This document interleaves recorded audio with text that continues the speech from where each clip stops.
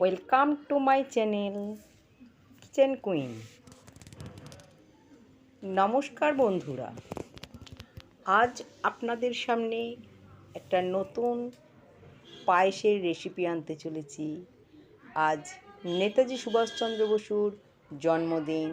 সেই উপলক্ষে জন্মদিনের সবথেকে সেরা রেসিপি হচ্ছে পায়েস।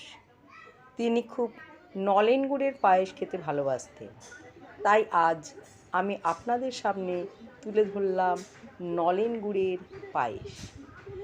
নলেন গুড়ের এই ক্ষীর পায়েস করার জন্য প্রথমেই দেখে নিন, আমি 1 লিটার ফুল ক্রিমযুক্ত দুধকে পাত্রে ঢেলে আমি গরম করছি।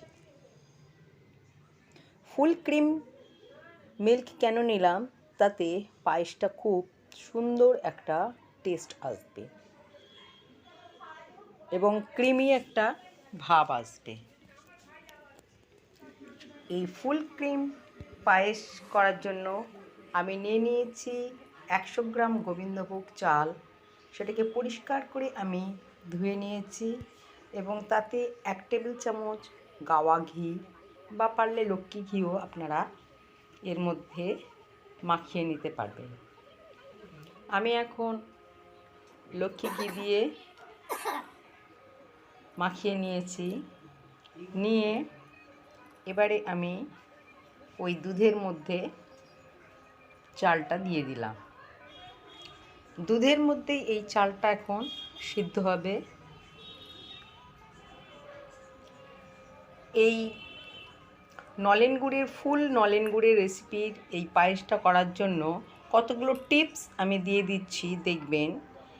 এই অনেক সময় নলেন গুড় দিয়ে করলে দুধটা কেটে যায়, তাই পায়েস কেটে যাতে না যায় তার আগে একটু গরম দুধ ওই পাত্র থেকে নিয়ে কিছুটা গুড় আগে অন্য একটি পাত্রে গুলিয়ে নিলাম। দেখে নেব যে গুড় এবং দুধের মিশ্রণে ওটা কেটে যাচ্ছে কিনা।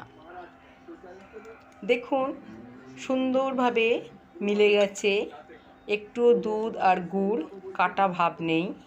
তাহলে বুঝতে হবে যে গুড় খুব ভালো আছে এবং আপনি অনায়াসে ওই দুধের মধ্যে গুড় দিয়ে দিতে পারবেন। এবার আমি ওই ভাতের মধ্যে কিছুটা ছোট এলাচ দিয়ে দিলাম, যাতে সমগ্র পায়েসটা খুব সুন্দর গন্ধ হয়, এবং একটি তেজপাতাও দিয়ে দিয়েছি।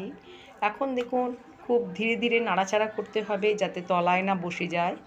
তাই চালটা ওই দুধের মধ্যেই সম্পূর্ণভাবে সিদ্ধ হবে। দিয়ে দিলাম সামান্য একটু জল।